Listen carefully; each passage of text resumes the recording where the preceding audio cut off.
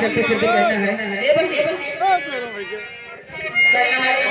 हमारे से एक बार बस अपने सही बात बताइए बोले सही बार का रहा बहुत आराम से गाड़ी गाड़ी के बाद